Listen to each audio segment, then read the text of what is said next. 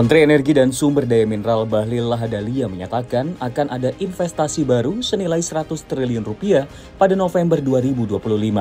Investasi raksasa itu berkaitan dengan hilirisasi nikel menjadi sel baterai. Bahlil Lahadalia mengungkapkan investasi tersebut berasal dari kerjasama dengan investor asal China dan Korea Selatan, di mana nilai total investasi mencapai 8 miliar dolar Amerika Serikat atau sekitar 100 triliun rupiah. Hal ini menjadikannya salah satu proyek hilirisasi terbesar di sektor nikel. Semula, Bahlil menyatakan bahwa hilirisasi tidak hanya meningkatkan nilai tambah, tetapi juga memperkuat ketahanan energi Indonesia. Menurut Bahlil, pada dasarnya hilirisasi berarti mengolah bahan mentah menjadi barang jadi, sehingga tidak ada lagi ekspor bahan mentah karena seluruh proses berada di dalam negeri. Ia menambahkan bahwa selama ini negara-negara lain mendapatkan pasokan bahan baku dari Indonesia untuk memenuhi kebutuhan pabrik mereka. Karena itu sudah saatnya Indonesia sepenuhnya menjalankan program hilirisasi, memproses komoditas hingga menjadi produk jadi.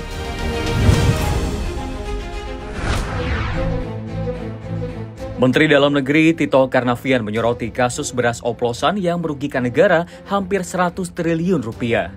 Menurut Tito, kasus tersebut tak lepas dari adanya perusahaan besar yang melakukan praktik pengoplosan beras medium yang dijual menjadi beras premium. Tito menilai terdapat beberapa perusahaan besar yang melakukan beras oplosan. Kendati demikian, ia tidak merinci lebih lanjut terkait perusahaan tersebut.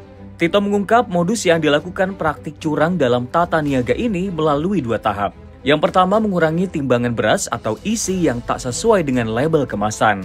Kedua, beras medium yang dijual dengan harga beras premium. Sementara itu, harga beras di berbagai daerah Indonesia kembali menunjukkan tren kenaikan. Badan Pusat Statistik melaporkan pada Minggu ketiga Juli 2025, kenaikan harga beras terjadi di 205 kabupaten kota. Jumlah ini meningkat signifikan dibandingkan minggu sebelumnya yang tercatat di 178 kabupaten kota. Kepala BPS Amalia Adininggar Widyasanti mengatakan harga beras rata-rata di rentang harga eceran tertinggi atau HET Rp14.488 per kilogram. Harga tersebut untuk beras premium maupun medium di zona 1, beberapa di antaranya di wilayah Kabupaten Wakatobi, Buton Utara, Kepulauan Riau, Tagulandang, hingga Kepulauan Talaut. Menurut Amalia, harga beras di zona 1 naik 1,95% dibandingkan dengan periode yang sama pada bulan Juni 2025. Harga beras di zona 2 juga ikut mengalami kenaikan. Di zona 2 terjadi rata-rata kenaikan harga beras sebesar 1,14% dibanding Juni 2025.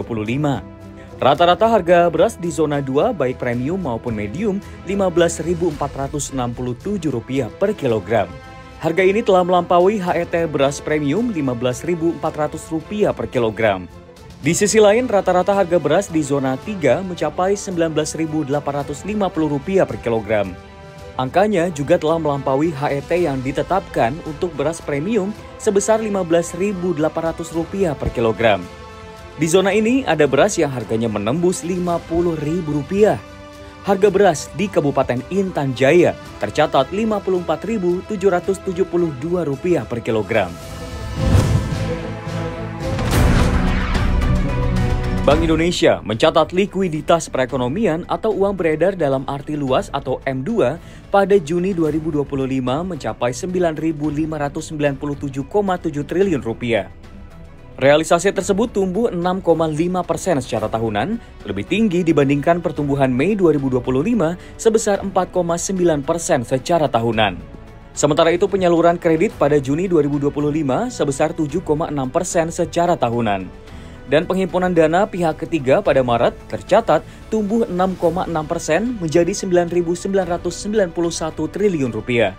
Perkembangan uang beredar tersebut didorong oleh pertumbuhan uang beredar sempit atau M1 sebesar 8% dan uang kuasi sebesar 4,7%.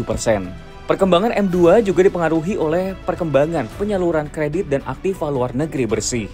Aktiva luar negeri bersih tumbuh sebesar 3,9% secara tahunan, relatif stabil terhadap pertumbuhan Mei 2025. Sementara itu, tagihan bersih kepada pemerintah pusat terkontraksi sebesar 8,2% setelah pada bulan sebelumnya terkontraksi sebesar 25,7%.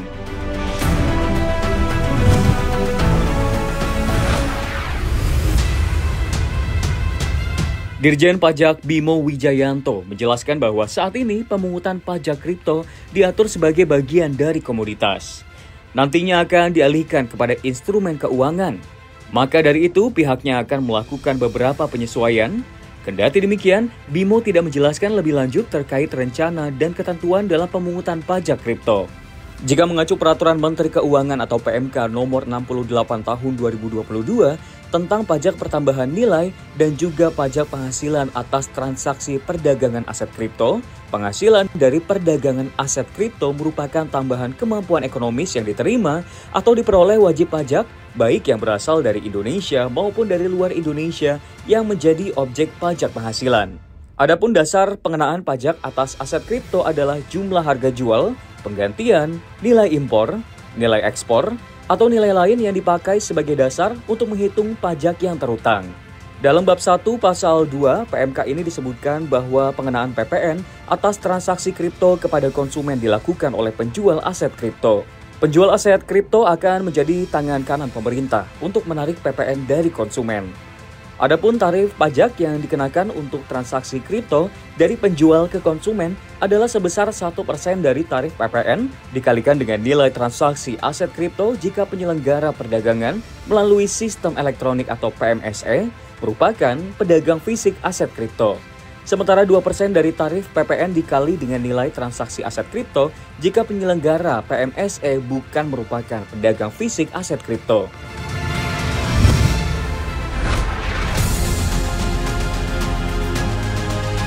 China mulai membuat raksasa baru di negaranya senilai 170 miliar dolar Amerika Serikat atau sekitar 2.772 triliun rupiah. Raksasa ini bukan merujuk makhluk tertentu, melainkan bendungan pembangkit listrik tenaga air terbesar di dunia di tepi timur dataran tinggi Tibet. Proyek ini adalah yang paling ambisius dibangun China sejak bendungan 3 ngarai digarap di Sungai Yangtze. Pasar dalam negeri sendiri menyambutnya dan menyebut proyek ini sebagai stimulus bagi ekonomi yang mendorong kenaikan di pasar saham China dan imbalance hasil obligasi. Proyek ini akan berlokasi di bagian hilir Yarlung Zangbo. Akan ada 5 pembangkit listrik tenaga air bertingkat yang mampu menghasilkan 300 miliar kilowatt jam listrik per tahun, setara dengan jumlah listrik yang dikonsumsi Inggris tahun 2024. Perdana Menteri memberi penekanan khusus bahwa pembangunan harus memperhatikan konservasi ekologi untuk mencegah kerusakan lingkungan.